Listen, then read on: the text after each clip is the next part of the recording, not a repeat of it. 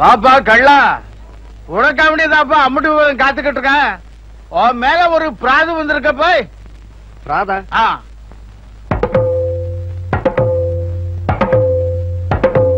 அம்மா கருத்தப்பட்டிக்காரு புருஷனா நடிக்கிறேன்னு ஒத்துக்கிட்டு தான் தப்பப்பேன். அதான் பொழப்பு. ஒத்துக்கிட்டான்ப்பா. ஒத்துக்கிட்டாம்ல, பெரிய பேச்சு மாறணும். அப்படி கேளுங்க. அது வந்துங்க, புருஷனா நடிக்கிறேன்னு ஒத்துக்கிட்டது என்னமோ உண்மைதாங்க. ஆனா வீட்டுக்கு போனது விவகாரம் மாறி போச்சுங்க. அங்க எனக்கு அவளுக்கும் பதிவு திருமணம் பண்ணிட்டாங்க. You see, கல்யாணம் பண்ணாதான் சொத்துன்னு எங்க அப்பா உயிரில எழுதி வச்சுட்டாரு.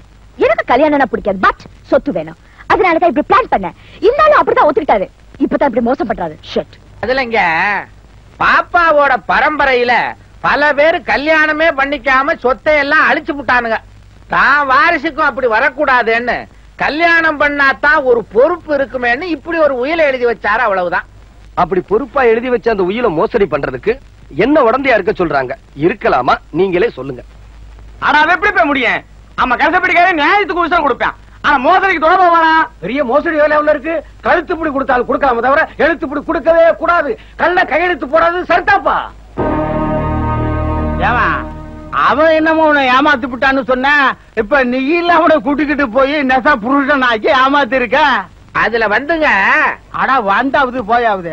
ஏமா இந்த ஊரு மண்ணுல கை நீட்டு பாக்குவத்தல மாத்தினால பந்தம் வந்தாத்துன்னு அர்த்தம். நீ பத்திரம் வரைக்கும் போயிருக்க.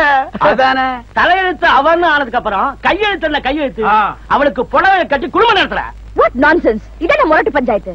என்ன பண்றது, உன் சைடு ரொம்ப வீக். ஏமா ஒழுங்கு மரியாதையா போய் அவன் கூட குடும்பம் நடத்து. What? நானா? இந்த ஆளோடியா? என்ன நீங்க? எங்க கழனோட நீ குடும்பம் நடத்தியே திறனும். இல்ல இந்த ஊரை விட்டே நீ போக முடியாது. எலை இந்த பொண்ணு வெளியே போகாம எல்லைக்கு ஒருத்தர் நான் நெல்லுங்கடே.